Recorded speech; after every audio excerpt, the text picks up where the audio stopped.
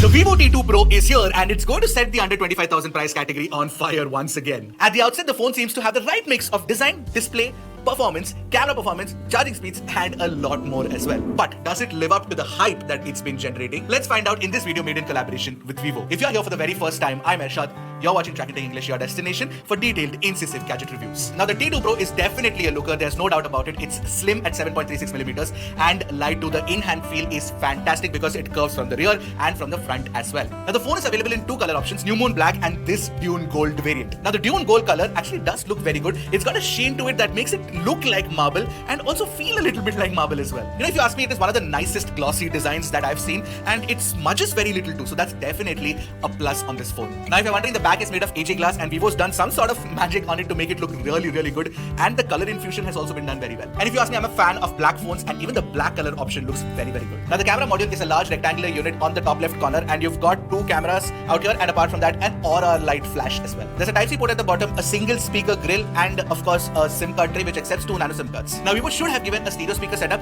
but this single speaker setup still sounds very good. It's loud and it's rich with details as well.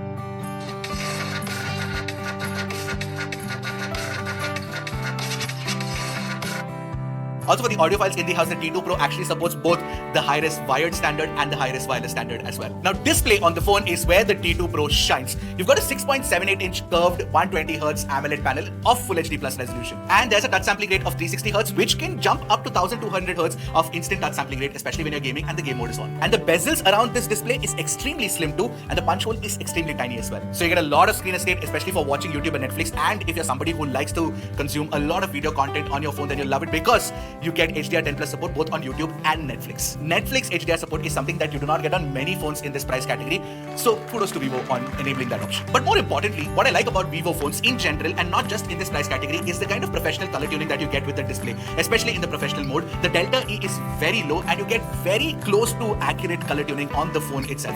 So if you're somebody who is a creator and if you like to edit videos or edit photos on the go, then you can trust the color science on this phone's display, and you've got the 100% DCI-P3 color gamut as well. Plus, you get a peak local brightness of 1300 nits, and especially when you take it outdoors, the display is plenty bright. I didn't face any problem whatsoever when using it in real life. So overall, under rupees 25,000, the Vivo T2 Pro probably has the best display that I have used on a phone. It pops when you want it to pop. It's natural looking when you want, accuracy. The other aspect of the Vivo T2 Pro that you guys will definitely appreciate is the fact that internally you get the MediaTek Dimensity 7200 chip, and this is a very, very powerful chip. And of course, you get LPDDR4X RAM type and UFS 2.2 storage speeds as well. Now, the Dimensity 7200 is a very powerful processor. We've tested it on phones before. On the T2 Pro, it's very good as well. It lets you play Call of Duty at 90 FPS. What more could you ask for? And the best part is that it is a very stable processor. So in our stability test, the phone performed admirably. There is absolutely no problem. And the phone doesn't heat up or throttle too much when gaming either. And if you're somebody who doesn't care about gaming that much and you just want to use the phone, it's plenty responsive because the touch response is very good. And the UI has been tuned really well for smooth animations as well.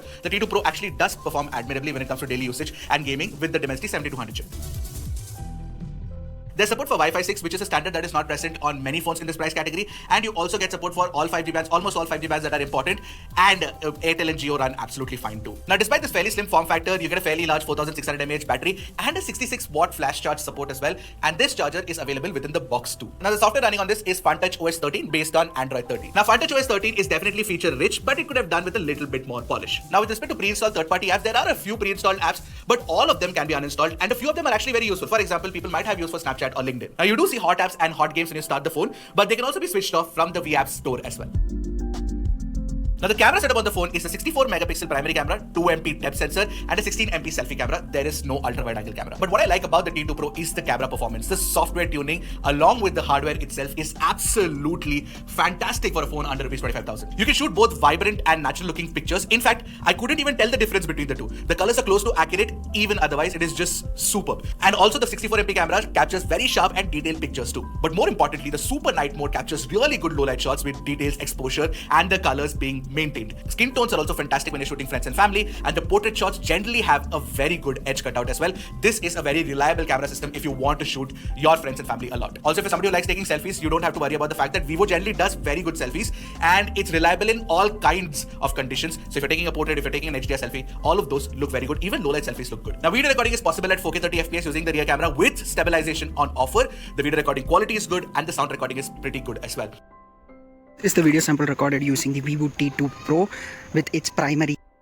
On the front, you get 1080p 30 FPS video recording, which is very crisp. It would have been nice to have higher 1080p 60 FPS video recording option, if not 4K, but still 1080p 30 FPS also looks very good, and especially the stabilization is well done as well. So the Vivo T2 Pro is slim, it's light, it's got a class-leading display, the camera performance is very good, you've got very fast charging as well. Now this is definitely a phone that I'm going to be recommending to a lot of folks under rupees 25,000 for sure. Do you like the Vivo T2 Pro or not? Let me know in the comment section below, and I'll see you guys in the next video. Until then, keep tracking and stay safe.